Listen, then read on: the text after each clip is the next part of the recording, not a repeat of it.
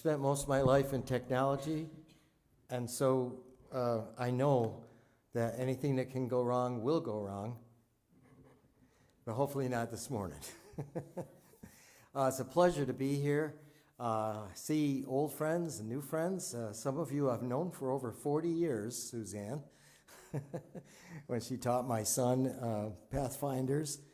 And some I've just met last year, and some just today. So let me just have a prayer before I begin. Father, let my words be your words. Speak through me. We know that Jesus is coming soon. We need to know why we believe what we believe, and help this talk be one of the steps for each of us. In Jesus' name, amen. What is the mark of the beast and the seal of God according to the Bible? A while ago, Pastor was talking with me and some other people after the service, and we got talking about end times, and he said, "Can you prove from the Bible that the mark of the beast is Sunday?" And on the way home, my wife and I proved it, and I thought, well, you could just figure out who the beast is and ask him, and he'll tell you, but from the Bible, according to the Bible. So I put this together to give you an idea of how I think. I hope it's not too strange, but here's what we're going to do, what I hope to do anyways. The Bible will reveal what the seal or the mark, it's the same thing, seal and mark, what the seal or mark of God is. And then we will see that the mark of the beast will be a blasphemous counterfeit to God's mark. That's what I hope to prove. Now, there's a couple groundworks we have to lay. In the Bible prophecy, beast represents a kingdom or government or political power. And here we have a picture. This is actually from Daniel, the different empires and what they represented. But it's the same in Revelation, too. Most of you here know this already, but some people viewing this would not know this. And another thing is the idea that in Revelation chapter 1, verse 1, it says, "He sent and signified it," that is the book of Revelation, "by his angel unto his servant John." You'd be surprised at how many people with doctors after their name on the radio and television talk about Revelation, and they seem to forget verse 1 because they take so many things literally.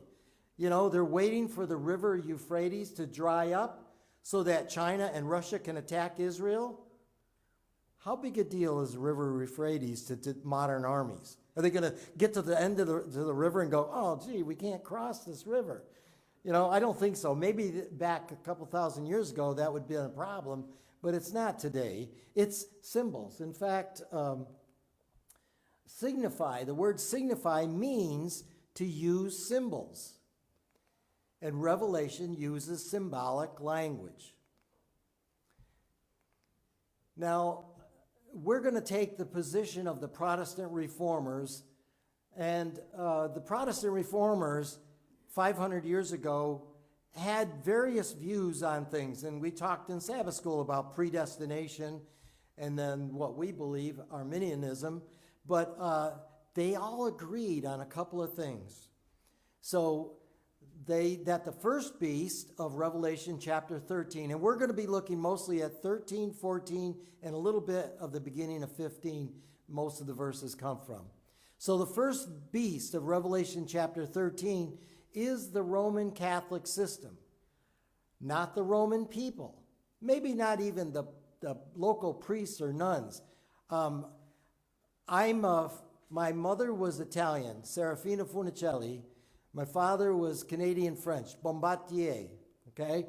So my family, I figure, have been Catholic since there was a pope. And I broke away from that. My brother first. So it's not about the people. It's not about our neighbors and our friends or my relatives. It's about the system. I'll use that word a lot. And number two, that the office of the papacy, not Pope Francis, but the office, the position he holds, because it changes from time. I don't know how many popes there's been since I was born, quite a few. But the office of the papacy is, quoting from the Bible, that man of sin, the son of perdition, the little horn, speaking great words against the Most High. Because there is no other entity that fulfills all the criteria for this prophecy. And that's a sermon in itself, and one that I hope to put together to prove these things. God sends a serious warning against receiving the mark of the beast. My sermons lately have been PowerPoints, partly to keep you awake. I think it's more interesting for me. This is the way I think with pictures and things. And I don't like to just sit and read a paper anymore. I want to do something more spontaneous. So there's a serious warning in the Bible about receiving the mark of the beast. And here it is. If any man worship the beast and his image and receive his mark in his forehead or in his hand, the same shall drink of the wine of the wrath of God, which is poured out without mixture, in other words, no mercy, into the cup of his indignation, and he shall be tormented with fire and brimstone in the presence of the holy angels and in the presence of Jesus, the Lamb of God. Today, as you know, most Protestant Christians don't know who the beast is or what his mark is. Is that true? We talked about Left Behind and it's all going to happen in the future after they're raptured away, so we really don't even have to study it, is what they tell me. They don't know this, even though the founders of their denominations did. They don't even know why they are called Protestants. Nobody knows anything about the Reformation, hardly. I used to like to listen to Dr. R.C. Sproul, and I didn't agree with him because he was predestination, but he was one of the few people on the media talking about the Reformation, and he spoke against the agreements that the Protestants were making with the Catholics. I heard him say what's wrong with it, that we don't believe like Catholics, but they don't seem to know that. Excuse me. Would God leave his people in the dark about such a serious matter? Well, what's the Bible say? Surely the Lord God will do nothing, but he revealeth his secret unto his servants, the prophets. Revelation, the name of the book, Revelation. I have friends. A friend of mine is a fine Christian man, and he loves Jesus. And he said, well, I don't really study the book of Revelation. How could you not study the book? The book's name is Revelation, which means to reveal, right? And we read it. It gives a blessing to those who hear it and read it. Blessed is he that readeth, and they that hear the words of this prophecy. Okay, so we just said that he doesn't do anything unless he reveals it to his prophets. Well, here's the prophecy. And keep, in other words, do what it says. Those things which are written therein, for the time is at hand. People, this has been in the book for what? Almost 2,000 years? The time is at hand. If you're looking around as Seventh-day Adventists, you're not looking at Israel, modern Israel. If you're looking around, if you're listening to ministers of the Seventh-day Adventist Church who are preaching present truth, you know that within a few months, we're going to start seeing some changes in our culture. I'm not talking about the mark of the beast, but things are going to get really weird. And we are so blessed that the spirit of prophecy not only warns us and talks to us about these things, but gives us counsel as to how to handle them. So God expects us to understand this book. Now, here's how we're going to do things. The Bible offers several clues to solve the puzzle of the mark of the beast and the seal of God. How many here like to do picture puzzles, crossword puzzles? My mother was really big into that. Well, we're going to look at this like that. We're going to look for the pieces of the puzzle and put them together. They're going to be clues. Here's the first clue. The conflict between God and Satan is all about worship. Now, this impresses me. In Revelation chapter 13 through the beginning of 15, the word worship appears 9 times. Now, does that tell you that it might be important? 9 times. And now, I'm not going to read every one of these verses. I just want to give you the categories and show you that it's in there 9 times. Here they are. About worshiping the dragon 1 time. Worshiping the beast is in there 3 times. And after the sermon, if you're interested, there's some papers that have a lot of these verses in order to help you, remember what I said, hopefully. Worship the image of the beast 1 time, and you can kind of tell what I think the image of the beast would be by that picture. Worship the beast and his image is in there 2 times. And then finally, worship God is in there 2 times. So the word worship is throughout this. Now, worship is the main interest in this conflict.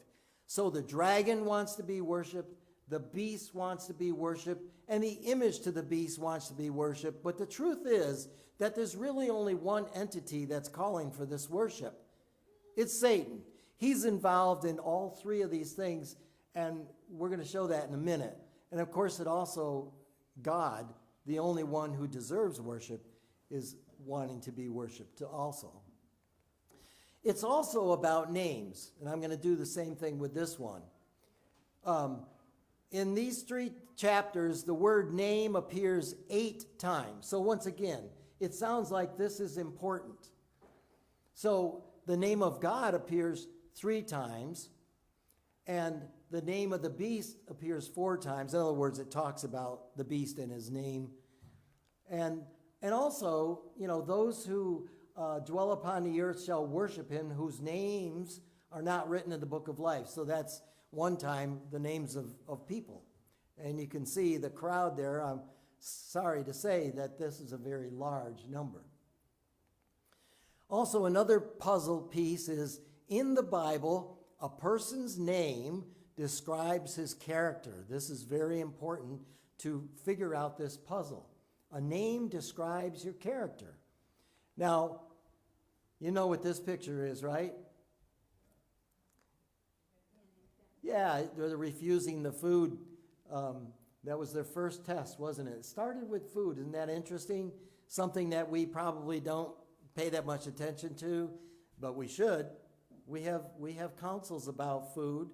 And so here's Daniel, Hananiah, Mishael, and Azariah. And I have a hard time sometimes remembering their names. These are their Jewish names. Now, I forget what they all mean, but I know the E-L on the end of Daniel and Mishael, that's Elohim, that's God. These names all have to do with the true God. Well, the Babylonians were very smart people. And the first thing they did, well, besides giving them different food and all that, was to brainwash them by giving them brand new names that don't worship the true God, but worship Bel, false gods, Belshazzar, Shadrach, Meshach, and Abednego, right? So here's some examples of names in the Bible. Jacob means supplanter or liar or something like that. And God changed his name to Israel, which means he struggles with God. Names mean something. Jesus, his name Jesus means God saves. And the name Michael means who is like God. So you get the idea that names mean a lot. God's name is holy because his character is holy. Remember, name equals character. So God's name is his character, and it's holy. His name is holy. His character is holy. There are 2 marks. God's seal versus the mark of the beast. These are they're battling. The 2 marks. Everyone will receive a mark. And I don't believe the general Christian community understands this. They know about the mark of the beast, but they don't realize that the other group will be sealed in their foreheads with God's mark or God's seal. And those who receive the mark of the beast, they get it in their hand or their foreheads. And we'll talk about that in a minute. Or their foreheads. The word or, they have a choice. God's people get it in their foreheads, but there's a verse somewhere that says in their foreheads and in their hand. So when we learn what that means, you'll see the difference. There's a big difference. So the mark of the beast and the seal of God are in conflict with each other. The beast's mark is a blasphemous counterfeit of God's seal. So let's talk a little bit about counterfeits. You know about counterfeit money. Now, I'm not a banker, but I understand people who deal with money a lot. Maybe there's someone here who does. I understand that they study the real thing. They don't study counterfeit money. Well, they probably see some, but they study the real one and know it so well that when they see something that's different, they know right away there's something wrong with this, right? So that's what we're going to do. To spot a counterfeit, we first need to understand the true. So how do we identify the true people of God? What are their characteristics? And that word character is important. So here's another piece of the puzzle. The 144,000 in Revelation are God's people. So even though the statement that God made in the beginning of the talk about fire and brimstone and people, being punished, we'll start off with some really good news. There is victory. And I saw, as it were, a sea of glass mingled with fire, and them that had gotten the victory over the beast, over his image, over his mark, and over the number of his name. They stood on the sea of glass, having the harps of God. So, as scary as it sounds, there is victory to be had. And God's people will see it through. God's people are sealed in their forehead. And Revelation 7:3-4 says, "Hurt not the earth, neither the sea, nor the trees, until we have sealed the servants of God in their foreheads." And I heard the number of them which were sealed, 144,000. The forehead stands for what we believe, our character. And isn't it interesting, because this is the frontal lobe that we know now from science, that this is where we make decisions. This is where we have faith. And here, a couple thousand years ago, talks about the forehead even further when you go to the Old Testament, because they use the symbol is the same way. So in the forehead actually means in your mind. So it's not on your forehead like it's tattooed on. It's what you think, what you believe. It's our character. The seal or the mark of God is his name in the forehead. Do you ever think about that? It's his name. And Revelation 14:1 tells us, "And I looked, and lo, a lamb stood on the Mount Zion, and with him, the 144,000 again, having his Father's name written in their foreheads." The Father's name is his holy character. In other words, these people, us hopefully, we have to have God's character. The 144,000 exhibit the holy character of God. Now, God's people keep the 10 Commandments. Now, some non-Adventists say, wait a minute, Gary, you said you're going to prove it by the Bible. Now you're preaching Adventist doctrine. Well, it just so happens that Adventist doctrine is the Bible. So let's take a look. Revelation 14:12. What does the Bible say? Not Gary. "Here is the patience of the saints. Here are they that keep the commandments of God and the faith of Jesus." Some of you may have Bibles that says faith in Jesus. That's not the same thing. Can you understand? If I have faith in Jesus, if I have the faith of Jesus, that I am like Jesus, that I have his faith, or if I just believe in Jesus. That's important too, but it says here, you keep the commandments of God and the faith of Jesus, and I think in a few minutes we'll see why it says it that way. Now here's something. God's law is a transcript of his own character. This is something that we say in our church, isn't it? You've heard this a lot of times. It's a transcript, in other words, written out God's character. I want to show you why that's true. And it also reflects the principles of his government. Can you have a government without laws?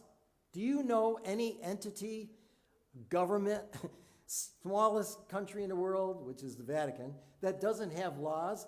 I mean, even the Magic Kingdom down in Florida, they got laws, don't they? Disneyland and stuff. You got to have laws. But yet, from the pulpits of Christian churches are being taught today that God's law was nailed at the cross. We're not under law. Well, I'm not under the condemnation of the law either, but God's law exists. And as we talked this morning, that we keep his commandments because we love him. So it's a transcript of his character, and it's the principles of his government. His precepts are consistent with his attributes and his will. The law of love is the foundation of God's government. God is love, and his law is love. Its two great principles are love to God and love to mankind. Now, people will say, well, I keep Jesus' law, his commandments, love God and love mankind. So does that mean you'd have another God before him, or that you would take his name in vain? No, of course not, they say. Does that mean that I can kill you or have adultery and steal? No. The only reason why they say that the law of God is nailed to the cross, because they don't like the fourth commandment. You can talk with any decent Christian who loves their Bible, and you can go through each of those commandments, and they will agree with you. I don't want to lie. I don't want to commit adultery. I don't want to covet. But when you come to the fourth commandment, well, that's been changed. Well, here's why God's law is a transcript of his character. Because in the Bible, these are the verses that you find out what God is. God is good. He is holy. He is perfect. He is pure. He is just. He is true. He is spiritual. He is righteous. He is faithful. He is love. He is unchangeable. And he's everlasting. That's God. But God's law on these other verses say the same thing, because his law is a transcript of his character. That's why God's people keep the Ten Commandments. Now, we talk a lot about the fourth commandment because it's been trampled underfoot and people ignore it. We watched, I think there was 3 sermons about a man in Africa when there was a Tutsi, where they killed all those people, just slaughtered them. And he was there. He was a young man. And what I found so fascinating, they all had cards, identification cards, and on the card it would say what tribe they belonged to. And there were people coming to your town with machetes and guns to kill anybody who belonged to this tribe. And his friends, we trying to get out of there, they said, you still got that card? Burn it, rip it up. And this man said, I can't do that because that would cause me to lie. Whoa. I'm thinking, people were, he came close to being killed about 25 times before his story was over. It was unbelievable. But he was true to not lying. How many of us? I mean, I've even heard people talk about, during Nazi Germany, if they ask you questions, you'd lie to protect Jewish people hiding in your house or something. But this Seventh-day Adventist would not lie, even if his life, I don't know how many of us would do that, but I'm just putting that out there, that we need to keep all 10 of his commandments, not just the one under controversy. God's people keep the Sabbath. Okay, now I've stepped out of the Bible and I'm doing Seventh-day Adventist stuff, right? No, I'm not. The first angel's message, which is given to our church. Who needs another denomination, folks? You know how many denominations there are? Christian denominations, some are better than others. But God started the church that you belong to, if you're members. We have a job to do. It's the 3 angels' messages. It's called Present Truth. There is no other church on earth who are preaching the 3 angels' messages. Amen. I heard when I first became an Adventist and went to my first camp meeting, the guy told a story. When pastors tell stories, no if they're real or not, but this sounded really good. I want to tell you it. But it had to do with a big meeting of various denominations where they were saying, look, why don't we cooperate so we can spread the gospel through the world faster? Like, we'll give the Baptists this section of the world, and we'll give the Methodists this and all that. And the Seventh-day Adventist raised his hand and said, I'd be willing to do that if we all gave the three angels messages. And one young guy said, well, it's in the Bible. I don't have a problem with that. And the leader said, sit down, brother, sit down. We don't give that message. Do you realize that? Here's part of the first message. Worship him that made heaven and earth and the sea and the fountains of water. That is a direct quote from the fourth commandment. And the fourth commandment identifies God as the creator. You know, if you take the fourth commandment out, there's commandments. Don't steal, don't kill. Who's saying this? You know, the guy down the street, the president? You know, the fourth commandment says, the creator, the heaven and the earth and the sea and the fountains of waters. Or in the fourth commandment actually says, and all that is in them. So it identifies the creator. So a seal has historically been used to identify the name, title, and jurisdiction of a person in authority. So if we look at the fourth commandment, we can see God's seal. You've heard this before. The name, Jehovah your God. The title, creator or made, right? And the territory, heaven and earth and sea and all that is in them. So here's a summary of what we just learned as we looked at the original, the real. God's mark or seal is his name, his holy character. It's received in the forehead because they have faith of Jesus. So that's where the faith comes from. The faith is up here too. We have the faith of Jesus, so we receive God's holy character, his name, in our brain. We want to follow God. They keep the 10 commandments. They worship the creator God, right? They keep the true Sabbath. And they worship by obedience. You know, the everlasting gospel, it says that's the first thing in the first angel's message. And when I first became an Adventist, I thought, well, it's the gospel. It's the same gospel I learned in another church. It isn't and isn't. The way I understand it, you know, most Christians say we're saved by grace through faith. We believe that, right? But we also believe that we respond to the gospel by what? Obedience. You don't hear that. Now, I do hear it. I do hear some preachers saying that, but others don't. And that's when they start doing away with the 10 Commandments and all that. So these are the characteristics of God's people. So worship the Creator God by keeping his seventh-day Sabbath. Did you know, did you ever see this? His name is in the Sabbath. I don't know, maybe you've heard that before. Yeah, it kind of struck me. Of course, this is in English.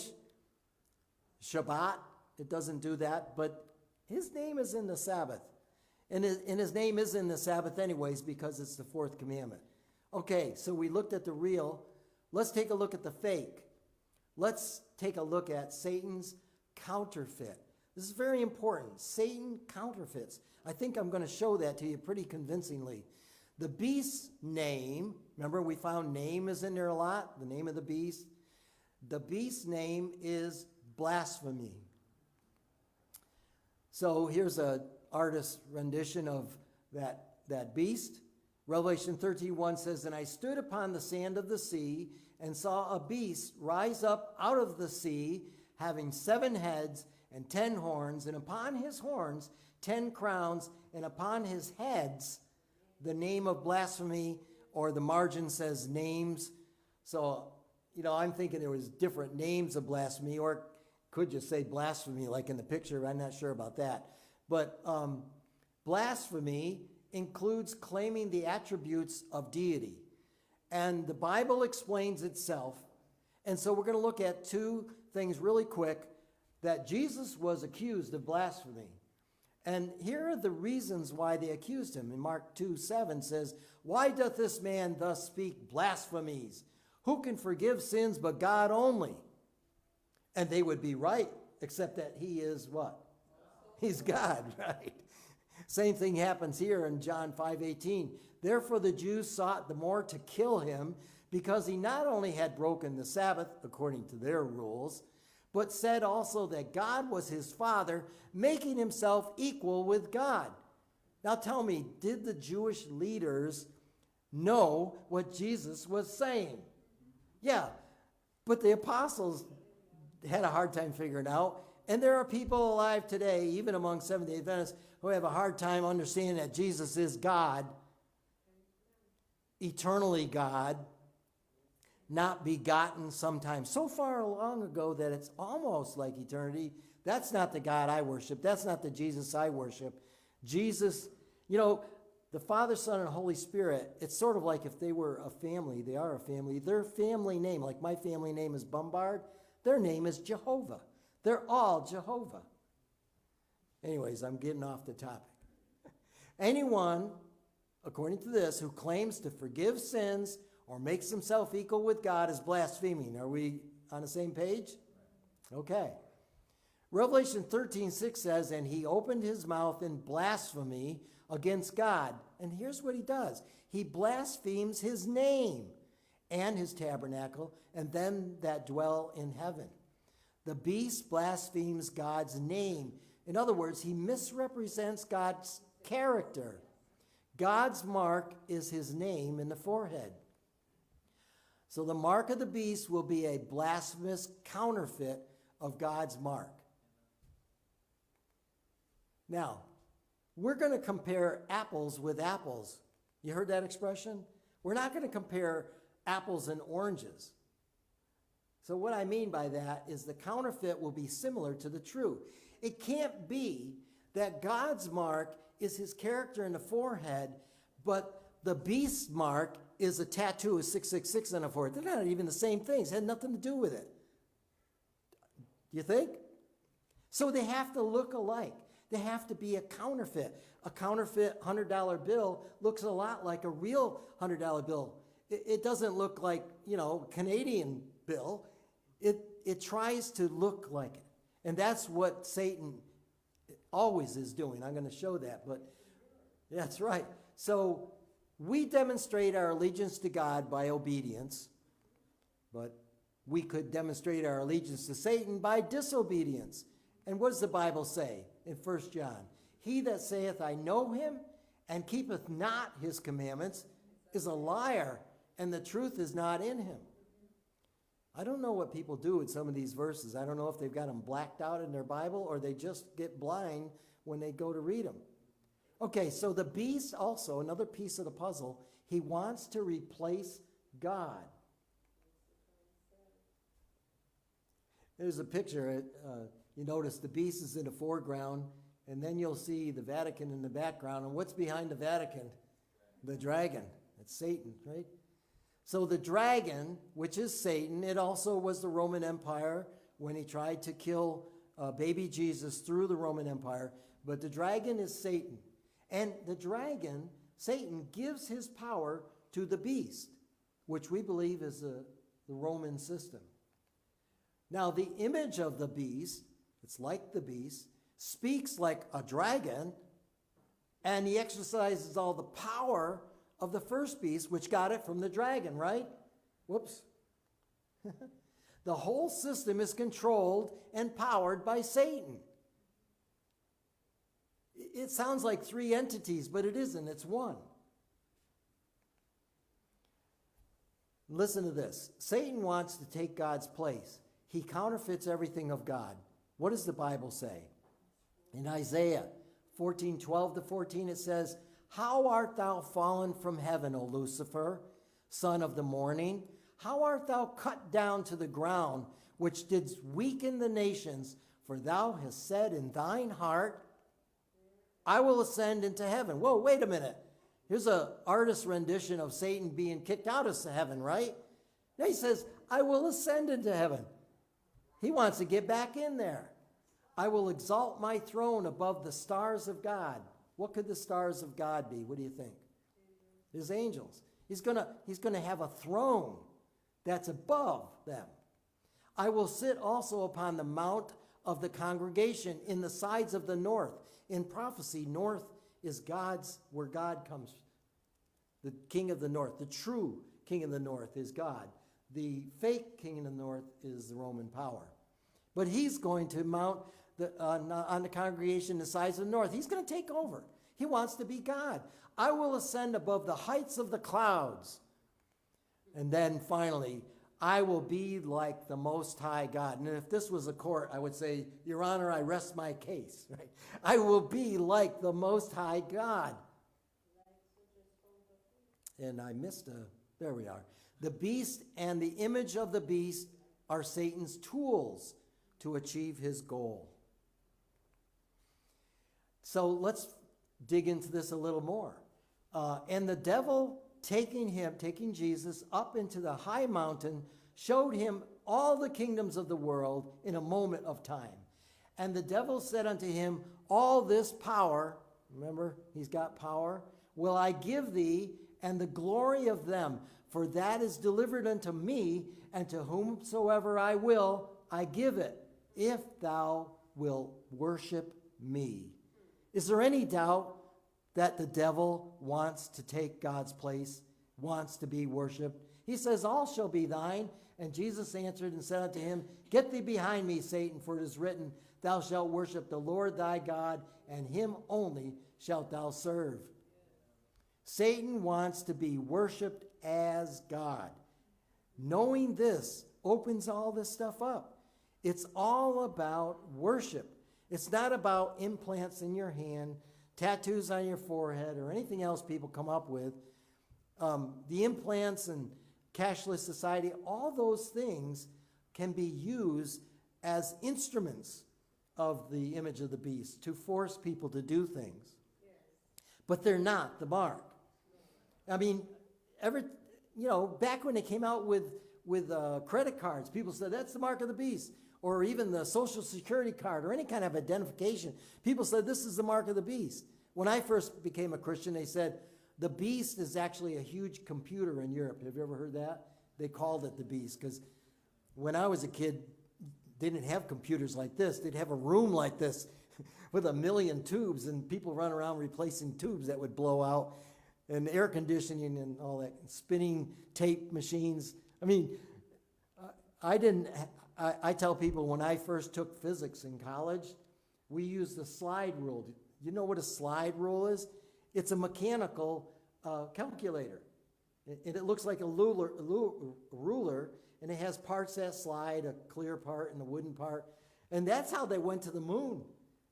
They used slide rules. We didn't have, I remember I saved my money and I bought a calculator when they came down below $40. And you can go to the dollar store and buy one for $1 that does more than the one I had for $40. It's all about worship. So, in 2 Thessalonians it says, let no man deceive you by any means. Deception is big in this. For that day, the coming of Jesus, shall not come, except there come a falling away first, and that man of sin be revealed, the son of perdition, who opposeth and exalteth himself above all that is called God or that is worshipped, so that he, as God, sitteth in the temple of God, showing himself that he is God. Now, I've used this picture in other talks.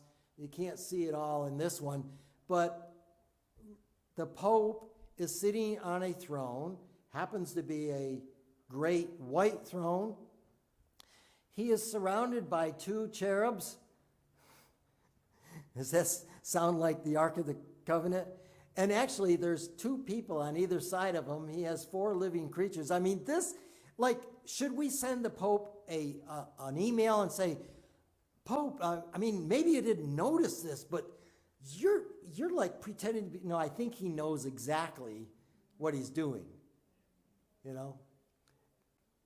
The papacy claims to take the place of God on earth, and we don't have time to quote all those things. Adventists have heard them all. How about his title, Vicarius Filii Dei, which used to be on a crown, the Vicar of the Son of God. And if you, when I went to St. Mary's, we learned a lot about Latin. Do you think we translated a gospel or something? No, we translated Caesar's book. You've heard the phrase, I came, I saw, I conquered. That's from Caesar wrote that, and that's what we translated from Latin into English. The nuns loved the Roman Empire.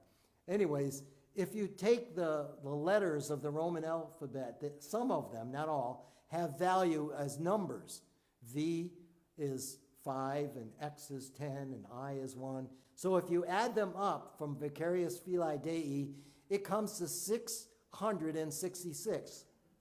Says it's the number of a man. Some people, it's a small mistake, but some people say it's 666. It isn't. It's 666. A little different. 666. But anyways, that's one of the clues as to who is who in the zoo. And this is blasphemy, right? Take God's place on earth is blasphemy. Okay, and he shall speak, this is in Daniel 7, he shall speak great words against the Most High. That's blasphemy. And shall wear out the saints of the Most High and think to change times and laws. Things he can change. We can't really change them, but he tries. And they shall be given into his hand until a time and times and the dividing of time. And so here we have the Ten Commandments abbreviated. Now on the left is the Ten Commandments according to the Bible. And on the right, now, if you take a Catholic Bible and look up Exodus chapter 20, you'll find that the Ten Commandments are all there, just like in your Bible. It might be translated a different word here and there, but the Ten Commandments are in the Catholic Bible.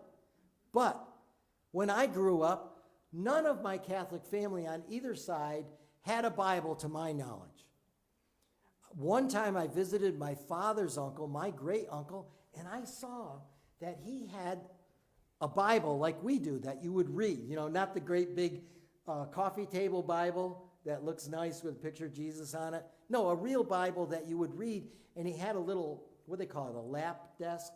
You sit in a chair and put it. And so that great uncle obviously read his Bible. But I didn't own a Bible till high school. And no one, my parents never owned a Bible. If you saw us back then with a little black book going to church or something, that is not a Bible. I don't know if they still do this. It's a missal. It's a missal. You open it up and it has prayers in it, and it tells you, you know, the stations of the cross to meditate as you see each one, and it has prayers for funerals and weddings and things. It's a prayer book, sort of. It's a Catholic prayer book. It's not a Bible, but it's black. It looks like a Bible. So let's look at these Ten Commandments. Because Daniel says that he's going to think to change times and laws. Now, the second commandment, you notice is, oh, and then what I wanted to say, that even though the Ten Commandments are in the Catholic Bible, nobody studies that. They study the Catechism. And I went to St. Mary's from kindergarten to 12th grade, so we studied the Catechism. And in the Catechism, there is no second commandment. Well, not the Bible's second commandment. There's a second commandment. They removed the one about idols. Do they have idols in their churches? Do they have statues on their car? You know, remember the craze a few years ago where you take a little statue of St. Joseph and bury him upside down in your property that you're trying to sell, and he would help you sell? It was on the news. Anyways, idols are very important, and if you're from Eastern Europe, then it's icons, right? Okay, so they removed that commandment, but they don't claim to have ruined that commandment. Now it says that they would think to change them. They say, well, it's included in the first commandment. So they don't claim to have removed that. Now, because they did get rid of one, they got to have 10. I mean, that's going to be hard to explain, you know. So they took the commandment on coveting and they divided it into two. Thou shalt not covet thy neighbor's wife. And then another commandment, thou shalt not covet thy neighbor's goods. And so the fourth commandment, they claim and brag that they changed it. They took the seventh day and they moved it to Sunday, and they call it the Lord's Day. And they talk about it all the time. It's in all their writings. And if you read any of the things that's going on these days, they talk about Sabbath, the Sabbath, and then all of a sudden it's Sunday, you know. And just want to add in here, after the service is over, with your phones, Google, what is the seventh day of the week? What's it going to tell you? What do you think?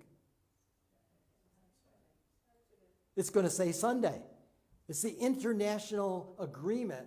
Sunday is the seventh day of the week. Saturday, Sabbath, is the sixth day of the week. And what do they all call Sunday? The Sabbath.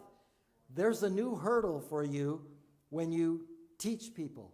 Well, it's the seventh day Sabbath. Well, seventh day is Sunday. Now, this has been going on for a long time in Europe, but in America, it officially Sunday. And so you're going to see the calendars change probably. And how can you prove otherwise, folks? Anybody know? You ask someone, do you celebrate Easter? What day of the week do you celebrate Easter on? Wednesday? Is it on a different day every year? What day is it on? Sunday, Easter Sunday, right? You go to the gospel and you see that the Sabbath came and they buried him, and on the first day of the week, he rose from the dead. So who cares what the calendar says? The Bible says he rose on the first day of the week, and they celebrate his resurrection on Sunday. That means Sunday is the first day of the week, no matter what anybody says, right? Yeah. Okay, that was like a little free add-on. This is called blasphemy. The papacy claims Sunday is the Lord's Day. You know, for me, when Jesus says the Son of Man is Lord even of the Sabbath, doesn't that make the Sabbath the Lord's Day? But anyways, everyone thinks that Sunday is the Lord's Day, and Protestants who honor Sunday as the Lord's Day choose man's law over God's law, and this is called disobedience. Remember, obedience, disobedience. Now, obviously, I would say most people don't really know this. Folks, that's our job, right? Do you know, a few months ago, I'm the one who operates the radio station for Kingsbury Church in Glens Falls. It's a low-power station, and it won't come in this direction because we take the place of a full-power station in Schenectady, so we get it north. And all of a sudden, there seemed to be a lot of enthusiasm in the church after some 18 years of operation to really want to be involved in the radio ministry, because I was doing everything. And I was feeling an enthusiasm that we'll make some more present truth talks. We'll put programs together. You know what happened? Everything in the studio broke. We have 2 computers. They both broke. First one broke, and while we were trying to fix that, the other one broke. I mean, we were under satanic attack. And Friday? What was it? Friday or Thursday? Thursday. We went, well, we've been on the air, but we were just playing the satellite feed without doing our stuff. But on Thursday, we had fixed the last broken thing, and we're on now. And so now, there's a lot of work to do, but we're going to go ahead with what we wanted to do. They can't stop us. Now, if you've been raised a Catholic, or maybe if you just know, you know what this is. This is confession. A woman telling the priest.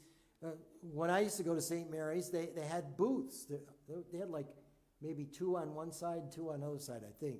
And there were black curtains on them, and the priest would be in the center booth, and he had a little light to tell you if there was someone on either side. So they had 2 sides so they could go through them pretty good, you know. You get in there and wait till he moves the little window, and there's a little thing you say and all that. But the deal is that the Roman Catholic system claims to have the power to forgive sins. Confess to a priest rather than to Jesus, who alone can forgive sins. Remember, the Pharisees said, God alone can forgive sins. That's called blasphemy, right? Right from the Bible. There's no doubt about it.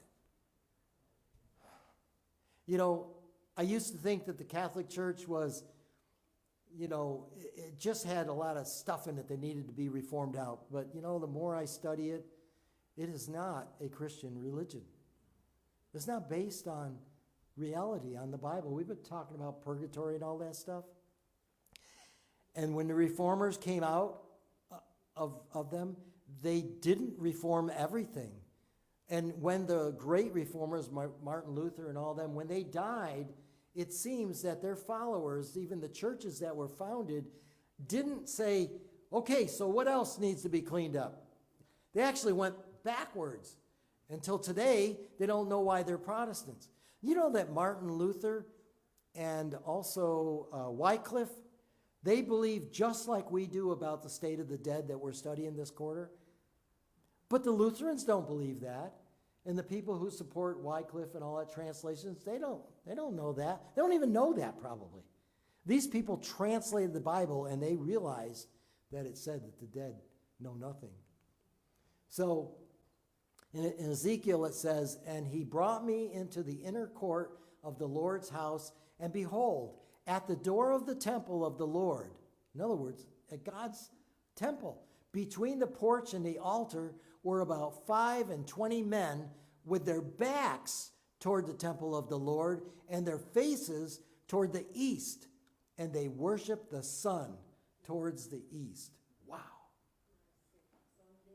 Yes, pagan sun worship has plagued God's people from the beginning of time. Sun worship. You've heard about, whoops. There's got to, supposed to be another, no, I don't know, didn't make it. Anyways, you read in the Bible, in the Old Testament, about worshiping the host of heaven, right? That's a familiar phrase. What's the host of heaven? The stars, the moon, the sun. What's the greatest thing in the heavens according as we look? The sun. Sun worship. And that's right. Worshiping the creature instead of the creator. But it's important about this sun. Now, before I go on, look at this picture. This is Vatican City. Thousands of people. And they're there to see, well, it doesn't show up.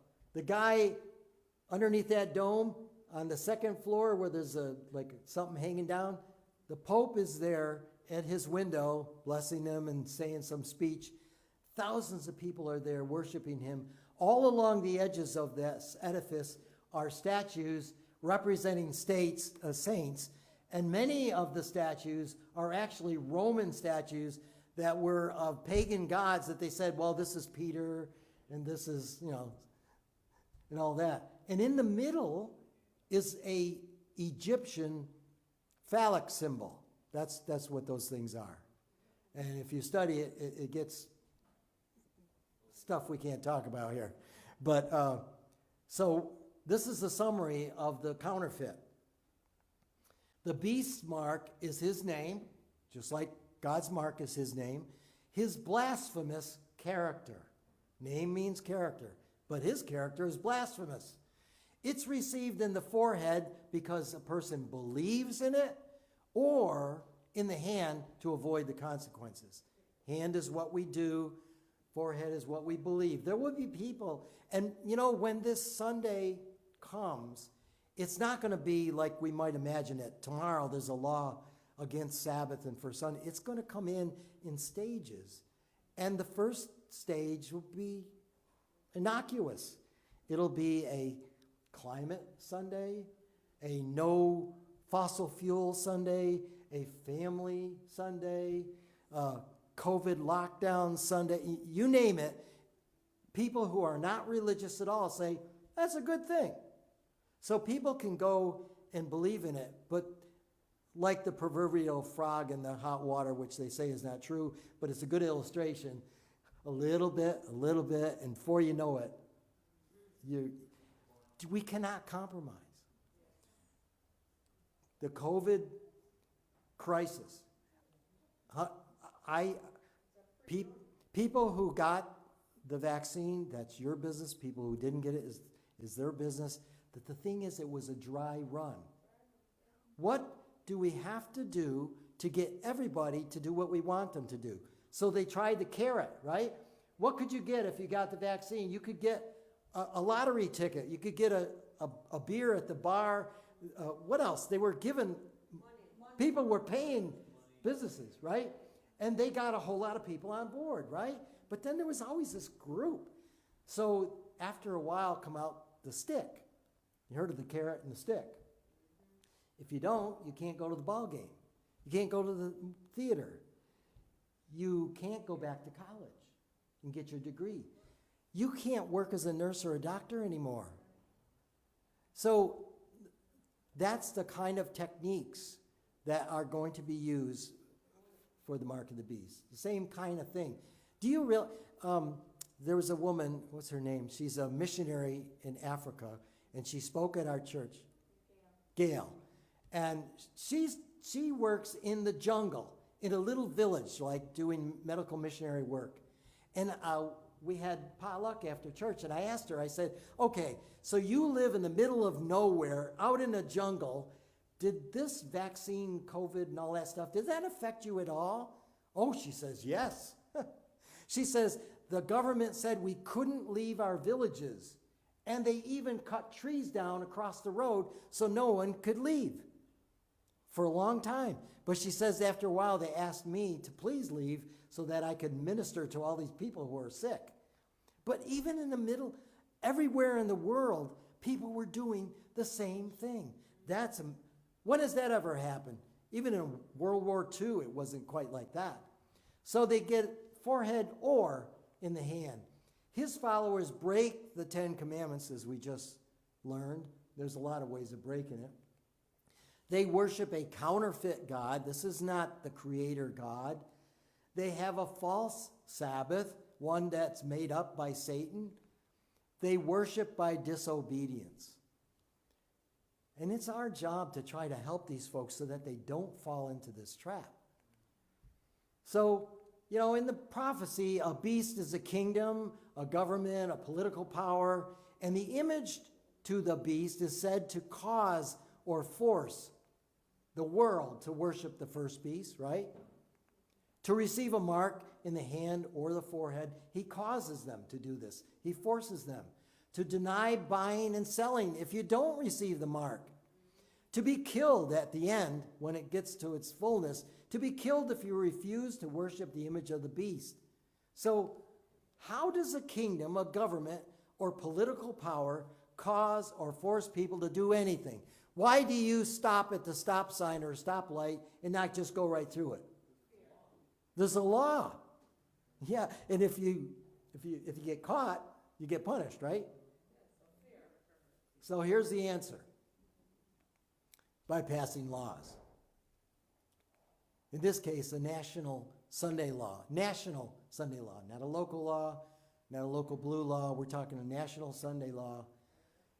So now it's Sabbath or Sunday. The seventh day Sabbath represents obedience, and it's God's seal. Sunday sacredness represents disobedience. This counterfeit Sabbath is the mark of the beast, the Roman Catholic system's authority. So, have you ever seen this? It's called a monstrance. I remember when I was a kid, they would do that and walk up and down the aisle. You notice it looks like a sun, doesn't it? It is. See the rays coming out? The wiggly rays are female and the straight rays are male. In the middle, you see that white thing? That's called the host. What you receive in communion in the Catholic Church is a host because it's Jesus Christ, his body, his blood, and his divinity. The priest has magic powers when he says, "This is my body." It becomes, according to them, actually Christ's body. And you are bound by faith to believe this. It's called transubstantiation. The substance changes.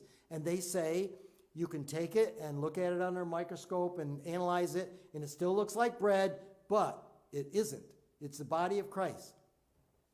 every minute of the day, 24 hours a day, around the world, priests are creating Jesus and killing him. Creating him and killing him. Where do you think this idea comes from? Creating him and killing him. Is that from God? No. And I worship a crucifix. We have crosses to remind us that Jesus died on a cross. But I had a crucifix in our church with a life-size dead Jesus. Dead Jesus. It wasn't him suffering. He was dead. And you've heard of the Stations of the Cross if you've not been a Catholic. They are depicting, like we had, it was probably close to life-size, a little smaller. On the wall, these sculptures, beautiful sculptures of Christ's passion, right? Carrying a cross, then nailed to the cross. What do you think the last station of the cross would be if you were to make one? His resurrection, right? You know what the last station of the cross is? Burial. Dead Christ. Folks, this is blasphemy. You know, this nice old man looks like somebody's grandfather. He is a Jesuit. The first Jesuit pope. The only reason why there is a Jesuit order, there's the Franciscans and the Dominicans and all these different orders. But the Jesuits were created for one reason, to kill Protestantism and to give everything back to the Pope again, like in the Dark Ages. So the New World Order is going to be the Dark Ages. And he is a Jesuit. I'm told, because I've not traveled that much, that if you take a ocean cruise, like going for another country, that the captain is in charge of the ship. He says what goes, right? But when he comes to port, a boat comes out and a port captain gets on and takes over to carry it, because he knows the port. He knows how to do it without bumping into anybody, right? My theory is that the other pope, you know, he's still alive. He's resigned. He's gone off to a monastery. And this pope, this Jesuit says, let me take it into port. Come on, we're almost there. We've been doing this for 500 years, and it's all coming together. Everything is in place. Let me steer it in to the harbor. Now, I don't know if he'll live long enough to do it, but he's real anxious to get to the end. I get myself all worked up. So I looked under Wikipedia, and this was something this is their admitting this. The consecrated elements, in other words, the host or the wine, are given the same adoration and devotion that Christians, it says of these traditions, it's talking about other churches that have this masses, that they accord to Christ himself. They worship the bread and the wine just like they would Jesus. The sun design, so they know it's a sun, derives from Latin American. Now, I didn't know this. Latin American Catholicism, where missionaries employed monstrances with the sunburst, see, it's a sun, they're not hiding anything, to appropriate sun imagery to the Eucharist, that's the bread, and hence supplant sun worship among the natives. In other words, take over. This was part of a larger scale entwining of I never can say that, but it means worshiping the sun, that was present both in Catholicism and pagan cults in Latin America. They're not hiding anything. I'm not making this stuff up. Worship the beast by accepting his false Sabbath. His name is in the false Sabbath. What do you think? Yeah. So, putting all these puzzle pieces together, we can now see the big picture. The Sunday law is not yet, will be the mark of the beast. So, what did we learn? Let me give you a quick summary. God's seal or mark is his name or character that his people receive in their forehead, their mind. They become fully settled in the truth and reflect the character of God who is holy. We got a ways to go, don't we? They demonstrate this by obeying all 10 commandments, which are a transcript of God's holy character.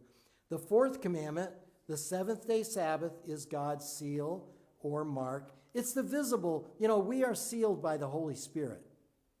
Holy Spirit is behind all of the good stuff. But the Sabbath keeping is it's a visible sign. Like baptism is a sign of what's already happened, right? And it's the same way with the Sabbath. Satan counterfeits God. His mark is the opposite of God's. There's a counterfeit Sabbath promoted by the beast. It's Sunday. Remember apples with apples? So Sabbath and Sunday. Satan counterfeits God's. Okay, the mark of the beast is disobedience to God's commandments, and especially the fourth. He claims to have changed it to the first day of the week. The image of the beast will force people to honor this counterfeit Sabbath by Sunday legislation. Now, I got to add this. Maybe no one here has thought of this. Maybe you have. But if anyone's listening or watching on the internet, somebody is thinking this. Saturday or Sunday? I mean, what's the big deal? It's a day of the week, right? They're both 24 hours a day, right? The sun rises, the sun sets. What's the big deal? First of all, I need to say that it's really not Saturday versus Sunday. It's Sabbath versus Sunday, because when does Sabbath begin? Sundown Friday and then sundown Saturday. So it'll still be Saturday and not be the Sabbath anymore. But for brevity, we just say Saturday because the bulk of it is on Saturday. So people are saying, look, I go to church on Sunday all my life. My mother and father went to church on Sunday. Grandma and grandpa went to church on Sunday. In fact, most of Christianity, even today, go to church on Sunday. And you're telling me that you're going to burn and be tortured because of a day of the week? Okay, but that's a good question, right? And I always feel that every good question deserves an answer. So when God finished the creation and rested on that first Sabbath, what did he pronounce his creation? It was good, very good, right? What's this picture of? Probably a military cemetery or something like that. That's not so good. What happened? The world is filled with violence, like in the days of Noah. It's filled with sexual perversion, like in Sodom and Gomorrah. It's dangerous out there. Everything that used to be a no-no, that everyone agreed was a sin, is now celebrated with pride. What went wrong? Yes? This might give you a clue. Did it happen with a piece of fruit? Now, was the fruit that Adam and Eve ate, was it poisonous? Did it taste bad? It's like God gave them a smorgasbord. He says, you can eat from all of the trees in this garden loaded with fruit. You can eat all you want, anytime you want, except for this one tree. This tree, don't eat it. What was special about that tree? It was because God said, don't eat the fruit of this tree. There's 7 days in the week. God says you work 6 days, but you rest on the seventh day, which is Saturday. Saturday is no different than Sunday. If I lock you up and you can't see what day it is, you wouldn't wake up and come outside and say, oh, this is Sabbath. You don't know that. It's a day. But God said, this day is holy. The Sabbath of the Lord thy God. Just like the fruit. I mean, you could say, you telling me that all the evil in the world is because they ate a piece of fruit? No. It's because they disobeyed God. And if you disobey God when there's a Sunday law, you might as well eat the fruit in the garden, because that's it. So that's it, folks. I hope that this was something that inspires us. Will we keep the Sabbath any different in the future when it's a law against it than we do today? If we will, then we should change today, don't you think? Thank you for for listening. I appreciate the privilege of coming here.